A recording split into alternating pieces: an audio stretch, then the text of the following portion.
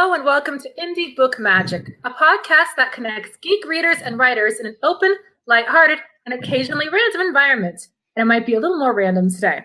We're your friendly hosts, Janeen Ippolito and H.L. Burke. And Heidi, is the Porg here today? The Porg is definitely here. Awesome. Porg is here. I am busy holding Edgar, the plot bunny of mischief, and we are ready to have a fun episode. And we have a surprise for y'all. After our last episode, we said we were going to have a book explosion, but we realized something funny. Neither of us have had time to read very many books, and there are fantastic reasons for this. In addition to being your friendly indie author and reader radio hosts, we're actually also both active entrepreneurs and small businesswomen who are actively doing lots of things all the time. I mean, like, all the time. We might be slight workaholics, Heidi. Yeah, I've noticed this, Janine. If I don't have something planned, I get really anxious. Yeah, it's nice to be doing things. You know, we're both kind of people who do things. And as part of that, we actually wanted to spend today just letting you know what we actually do. So when we go on here and we do these episodes, we tell you what our opinions of books are and what our opinions about writing are and all of those things. We're not just people who are kind of sitting back and, you know, just watching TV idly and just making judgments upon the world with no experience. We actually all are both very actively involved in doing lots of things and building lots of things and publishing and writing and connecting and networking and marketing, everything. So that's the reason why we occasionally feel like we can tell y'all what to do. So to prove that today, we're going to give you an update on what we're actually doing on our own careers and also give you some sneak peeks and ideas for upcoming releases that we're doing, because we both have quite a lot between us. I realize that we have quite a lot of books between us, considering there's only two people here. First thing we're going to talk about is books. So go ahead, Heidi. Well, right now I am working on a trilogy. After I wrote Spy Springer and I realized it would be a while till it came out to press, I thought I need to write something maybe a little more quick release on brand. I wanted to go back to my roots, which is fantasy romance, because I started out with the Dragon and the Scholar series, and that's kind of what I built my base on. And so I thought I'm going to do a nice tropey romantic trilogy, and it's going to be short novellas so I can write them quick, and that totally went out the window, and my 20 to 30K novella book became a 70K plus novel. Wow. So it happens to us too, listeners and authors. It happens to us too. Yeah, I mean, it was supposed to be this short, easy project that I could write up in a week. And I did write it pretty quickly, but at the same time, it did kind of balloon. I'm working on book 2 of that right now. This is my most miserable story I've had in a long time. I'm usually a really instinctive writer. I rarely rewrite large chunks. I'll fix. Ginny knows that I'll fix a chapter here or there because it needs to be fixed, but I don't like throw out huge chunks. This time I wrote 20K before I realized I started this novel like 20K too soon. Oh, burn. Oh man, that's awful when that happens. So I threw out 3 weeks of work like last week, which is something I never do, but it wasn't really a frustration. I felt kind of relieved that I did it, because I think that if I hadn't of, it would have been a lot of fights during edits trying to make that work and make it interesting.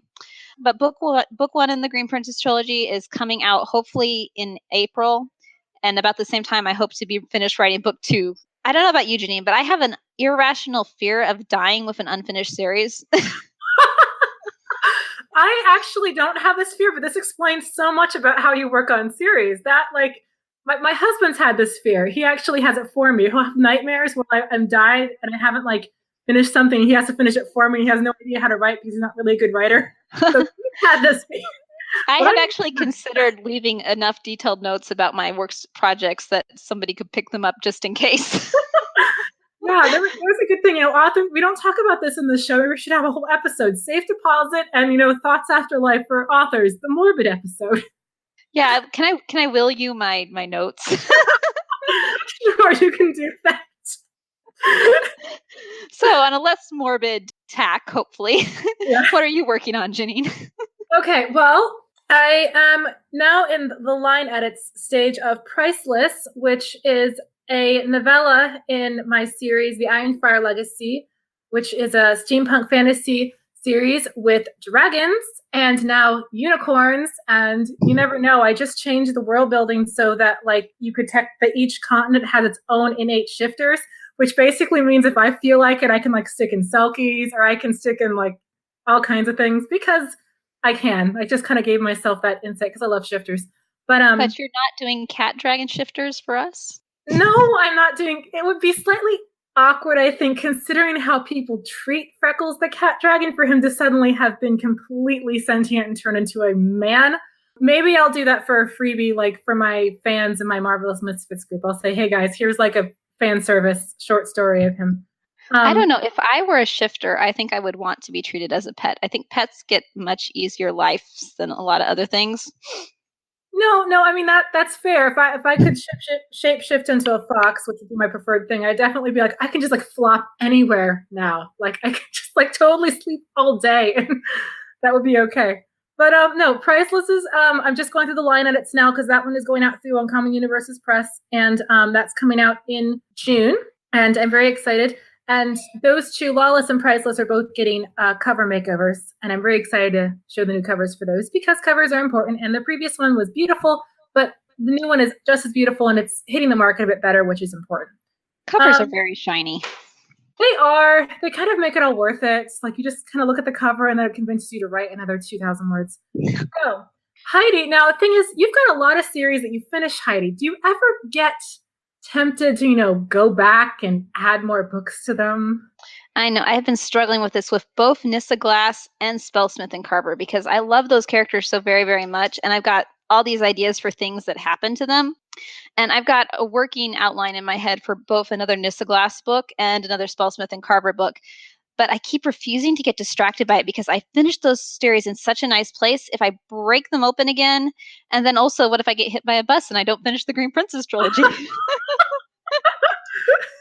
That would be terrible. That would be really tragic. And then there'd be all these things I'd have to write for you, too.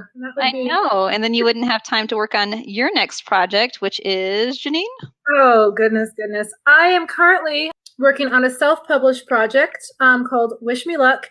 And it is the first in the Steel City Genie series, which is an urban fantasy series set in an alternate universe city called Steel City, which is very, not subtly Pittsburgh, but I just changed the name so I wouldn't have to worry about getting all the details right because I love Pittsburgh so much that I would totally mess up some details and then be really mad at myself because I'm not always the most detail-oriented person when it comes to the geography of existing cities.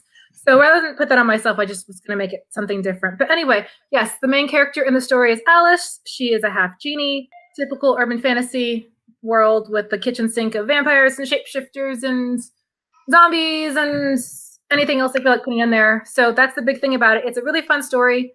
And she's the matchmaker and gets into all kinds of trouble. And I send up a lot of romantic tropes with it. But like most urban fantasies, when you do a kitchen sink, you kind of have to world build everything. So it's kind of absorbing world building a lot. Like I'll write 10,000 words and have to go back and create all this different world building information about these races and everything and figure out, what this place looks like and what their government system is. And I just want to finish the book already, but it's got to happen. I'm enjoying it. It's just taking a bit longer than I wanted to. Well, world building really is part of your brand overall, Janeen. So I think that's good. I can't help myself. Yeah, you're never gonna get a book from me that doesn't have really unique world building because I can't help myself. I have to. In this one, if you read my series before, I co-wrote a book called Blood Mercy with Julia Besco that had a completely different vampire world building.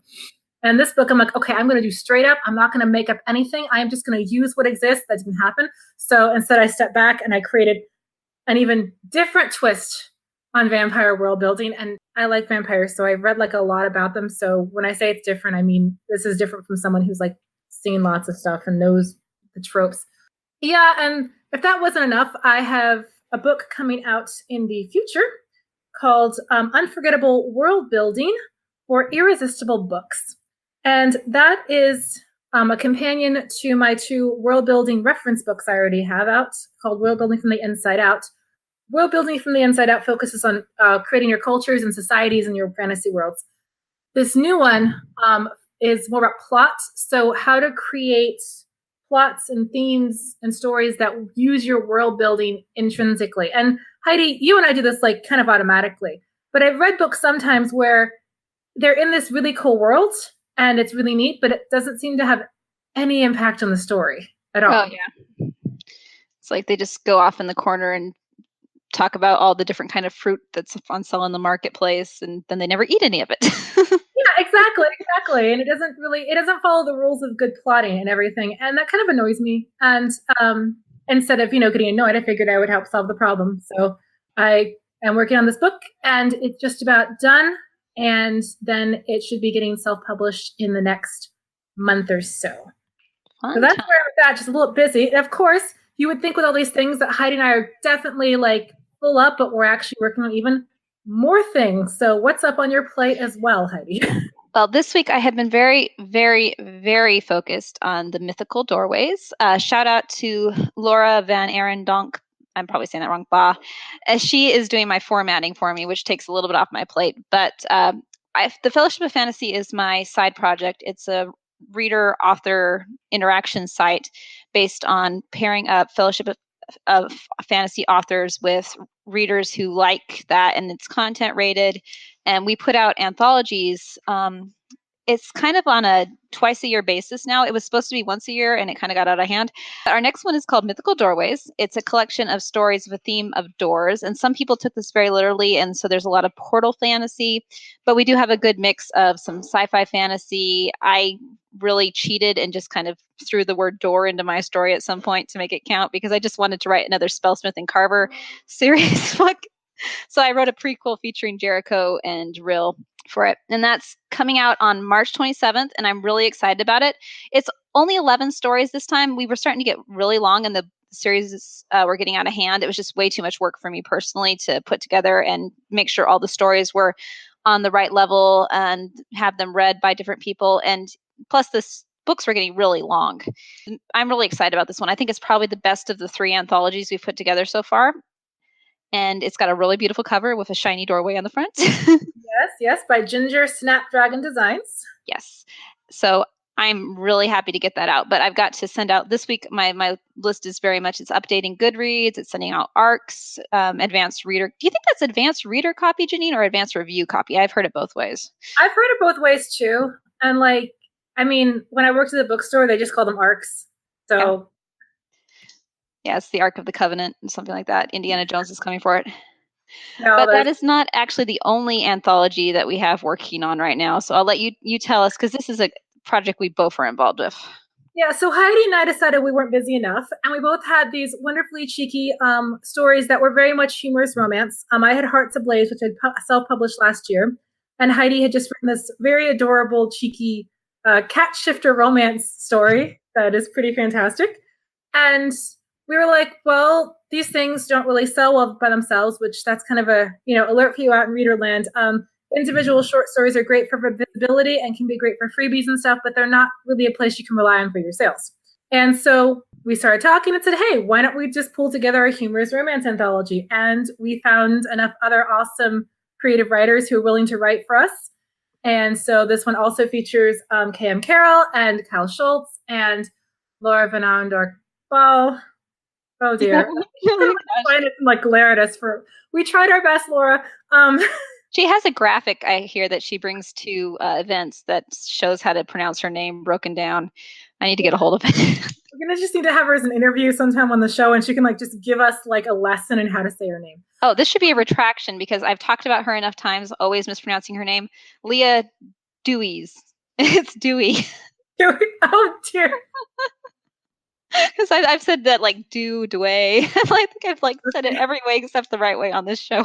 We try our best on Indie Book Magic. Okay, going back to the humorous romance anthology, we pulled together all these awesome authors. They decided to write stories for us.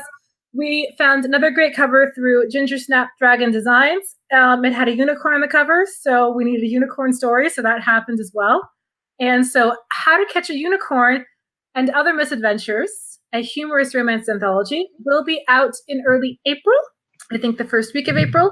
You will be able to purchase it and enjoy the humor and the fun and the joy of snarky unicorns and snarky shifter things and snarky fairy tales and all manner of fun. Here's where I say, but wait, there's more. We have other things going on in our lives as well. I mean, we are both, in fact, married with families and all those things, but we also have other things we do besides all the bookish stuff.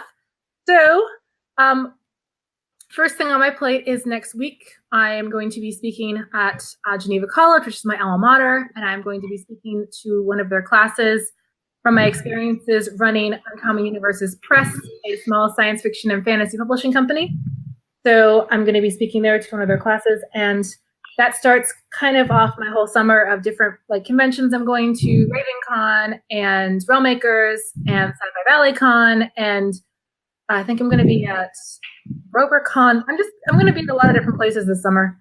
So if you can come see me, that'd be great. And if you can't, I am working on getting some different webinars up online to do some teaching things through there and some courses and et cetera. As you see and have listened to, I kind of am slightly busy. So in addition to all the writing I do, I also work with clients as a freelance editor and marketing coach. So now you know why Heidi and I joke about living on coffee and no sleep. Oh, yeah. We love what we do. And so that's also what's keeping me busy. And Heidi, you have a whole other thing you do besides all the other things. So what is that? I have a book club, and there's a great thing about this book club is it gives me another chance to mess up Laura's name. The book club is a reader-led book club. So instead of having authors volunteer their books, because I love you authors, but you all volunteer your books. And next thing you know, the readers are sitting under a pile of 500 books they're never going to get through. So we had to have some way to bottleneck that. So only one book at a time is getting through. So we did it by reader vote. And this month, the readers voted to read Laura Van Arendonk Baugh's book, The Song Weaver's Vow, which is a retelling of the Eros and Psyche myth set in Viking times. And it's got Norse gods, and it's very awesome. Yes, it's very good. I know Janeen had read it before, but I read it for initial release. Yeah, I read it when the club picked it, so a couple weeks ago. And so we've been enjoying that. I have been doing some admin stuff. We're having our I guess by the time this gets on the air, we would have already had our month party where we celebrate the book and stuff. So I've been planning that. Our next month, we're reading the Mythical Doorways anthology, which I mentioned before. So. Alrighty, sounds like awesome stuff there. And again, just one other thing that you do in your spare time. Yes. And something else that I actually am kind of a part of in a tertiary way. My husband runs sword fighting clubs for youth, and he's been growing and expanding this. He's been doing this for 10 years now. He's developed a curriculum. He goes to different schools.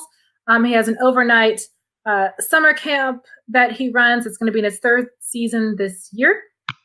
So as a part of that, he is doing a tournament this weekend. So I am helping him do that. It's foam sword fighting. So the weapons are padded. So it's safe. And it's a great way to just connect with kids. And it's a great outreach. And he really has a passion for it. And we're doing this big tournament this weekend. So that's been a big thing on my plate as well, to be available to help him out with that. We kind of have a whole corner of our room, or our guest room, and a chunk of our dining room that has all these different things like swords and costumes and everything. So that's kind of a big part of my life. I help him out when I can with that. And a great way to burn off steam. Oh, yes. Yeah, I would love my girls to be involved in that, though. With Claire, my youngest, I'm pretty sure she'd find a way to kill someone. I don't care if they're foam swords. I don't care if she's only 6. Someone is going to die. Well, no, if she's 6, she's a bit too young for it. We kind of they have to be a bit older, so they have a little more motor control. 6-year-olds, yeah, it's just oh dear. Yeah, Claire would go into the corner somehow and evil Bond villain herself up a sword shooting machine. I don't believe she's capable of doing something halfway. All right, Heidi. And of course, you've had a new first for you happen recently. What was that? I got to visit a school to talk about some of my middle grade books. Most of my books are YA plus, but I do have 2 middle grade books written for I'd say 8 to 14 is kind of the prime age range for that. And those are Thaddeus Whiskers and the Dragon and Cora and the Nurse Dragon. And recently I came across a teacher and author in Realmakers who was looking for books that her class could read. I think it's a 3rd and 4th grade class. And I volunteered Thaddeus Whiskers and the Dragon, and they were reading that. And we found out she was only about 2 hours from me. And while I really hate to drive in Southern California, it is like a pathological fear for me. I gritted my teeth and I drove up to near LA and I visited with her class, and it was a lot of fun. They asked a lot of questions about cats. I found out that if you let kids talk about their pets, they will just want to talk about their pets. And a lot of times they will ask questions that's just an excuse to talk about their pets. So I eventually had to cut out the pet conversations about halfway through because that was all we were talking about. But it was really fun. I got to take selfies of kids because apparently that's a thing for 3rd graders now, which was surprising. Yeah. They wanted to take selfies with me.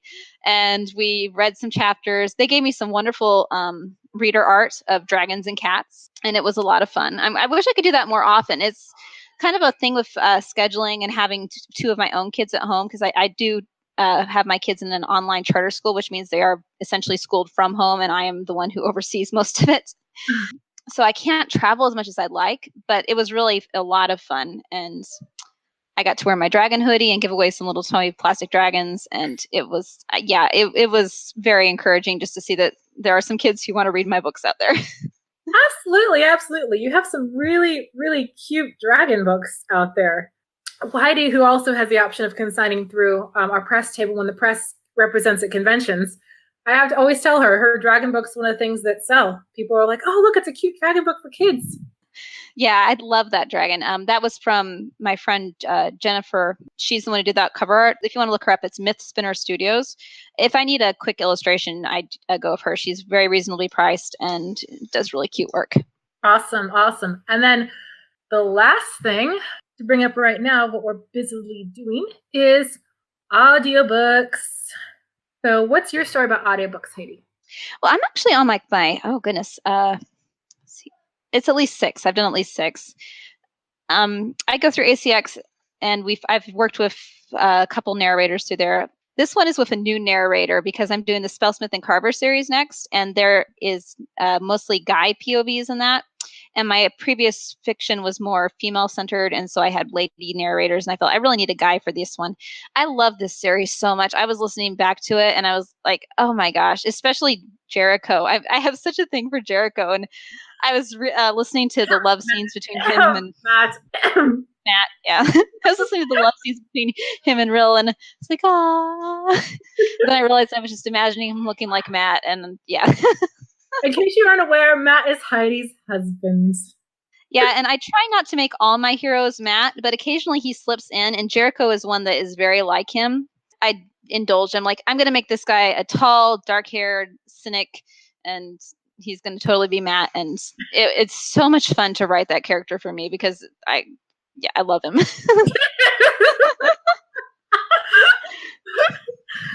So again, with writers, we all have our things there. Although, again, ironically, I have never written my husband into a book ever. Like, it just doesn't. Well, no, I had, and I'm not going to say which book, so that way you don't know. But there is one character in one book that I literally based it like really strongly on my husband, like in a lot of ways. So that character got killed off at the end of the book. Because. And my husband actually read that one. He's like, this is terrible. I love this character. I'm like, yeah, he was too good. He was too nice. He had to go. He was too good for the world, Janeen. Just too good for the world. Yeah, I actually dedicated that book to my husband. I have like 3 books dedicated to Matt now. I can't stop doing that either. Yeah, I need to do that with a book where like the character that's based on him stays alive. That's like my new goal in life, is to actually have the character stay alive. But yeah, I am venturing into the world of audiobooks for the first time. We're building from the inside out. Actually picked up a narrator through ACX, so I'm working with them on that one. And then I am about finalized the UP, a narrator for Lawless. And she did a very nice job with Zephyr's very grouchy voice. And that was really happy, is that she captured that kind of grumbly dragon voice, which makes me. That's my favorite part of him. He's just kind of this big grump who's got this like really cute soft spot for this girl, and it's just adorable. Yeah, I kind of had that with Ewan too, in Dragon and Scholar series. I love a dragon guy. So that's going out, and then actually, Heidi, I believe, considering that, I know these things because I kind of run the business, Coiled should also be coming out in audiobook fairly shortly. So, yay! So that's all of what we're doing right now. Again, yeah, just a few things here and there. So when we tell you things about what works and what doesn't, and ideas about marketing and such, we are actively doing all the things. Yeah, I think everything we talked about happened within the last month too. So this is not us updating you on the year, just to know. Yeah, no, agreed. Like this has just been like first couple weeks of March, maybe a little bit of like February. That's about it. So we'd love to hear about what you're doing this far into 2018. So if you're a writer, go ahead and throw down in a comment how your projects are going, what you have coming out, what releases you have coming out, and let us know about them. And then if you're a reader, let us know what books you've read lately or what else is going on in your life. We love to hear these things. Tell us about your cats. And your dogs, if you have dogs. We're not prejudiced. We're not anti-dog people here, right, Heidi? No, I'm not anti-dog. I just like cats more. That's fair. Okay, and what do we have coming up next week? Well, next week we'll be having an amazing mystery guest of awesome, and you're going to have to tune in to find out who that is.